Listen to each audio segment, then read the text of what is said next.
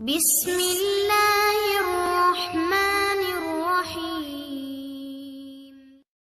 السلام علیکم ناظرین، کیسے ہیں آپ سب؟ ایف جی اسلامک وائس میں آپ کا خیر مقدم ہے۔ ناظرین، نماز ایک ایسی خوبصورت عبادت ہے کہ جس کے ذریعے بندہ اللہ کے قریب ہو جاتا ہے اور دل کی تمام بے چینیاں دور ہو جاتی ہیں۔ نماز اللہ کا دیا ہوا بہت ہی خوبصورت تحفہ ہے، لیکن افسوس کہ ہمیں اللہ کے دیے ہوئے اس خوبصورت تحفے کی قدر ہی نہیں، ہمیں اس کی فکر ہی نہیں، بلکہ ہم نماز سے بچنے کے لیے مختلف بہانے ڈھونڈتے پھرتے ہیں اور یہ بھول جاتے ہیں کہ نماز کو ترک کرنے کا گناہ کس قدر ہے۔ ایک حدیث میں آیا ہے کہ جو شخص نماز کا اہتمام کرتا ہے، حق تعالی شانہ 5 طرح سے اس کا اکرام و اعزاز فرماتے ہیں۔ ایک یہ کہ اس پر سے رزق کی تنگی ہٹا دی جاتی ہے، دوسرے یہ کہ عذاب قبر ہٹا دیا جاتا ہے، تیسرے یہ کہ قیامت کو اس کے اعمال نامے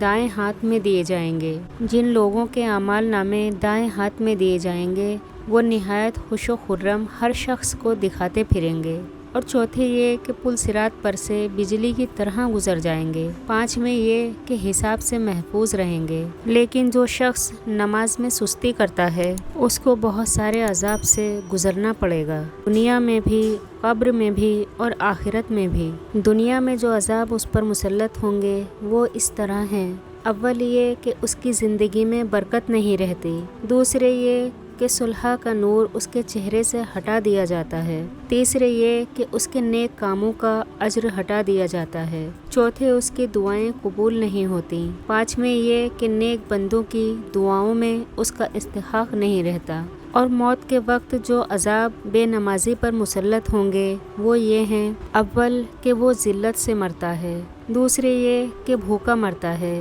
تیسرے یہ کہ پیاس کی شدت میں موت آتی ہے، اگر سمندر بھی پی لے تو پیاس نہیں بجھتی، اور پھر بے نمازی کو قبر میں بھی عذاب سے گزرنا ہوگا۔ قبر بے نمازی پر اتنی تنگ ہو جاتی ہے کہ پسلیاں ایک دوسرے میں گھس جاتی ہیں اور قبر میں آگ جلا دی جاتی ہے، اور بے نمازی پر قبر میں ایک ایسی شکل کا سانپ مسلط ہوتا ہے جس کی آنکھیں آگ کی ہوتی ہیں اور ناخن لوہے کے، اتنے لمبے کہ ایک دن پورا چل کر ان کے ختم تک پہنچا جائے، اور وہ میت کو زخمی کرتا ہے اور پھر کہتا ہے کہ میں ہوں گنجا سانپ۔ اس کی آواز بجلی کی کڑک کی طرح ہوتی ہے، وہ یہ کہتا ہے کہ مجھے میرے رب نے تجھ پر مسلط کیا ہے کہ تجھے صبح کی نماز ضائع کرنے کی وجہ سے آفتاب کے نکلنے تک مارے جاؤں، اور ظہر کی نماز ضائع کرنے کی وجہ سے عصر تک مارے جاؤں، اور پھر عصر کی نماز ضائع کرنے کی وجہ سے غروب تک، اور مغرب کی نماز کی وجہ سے عشاء تک،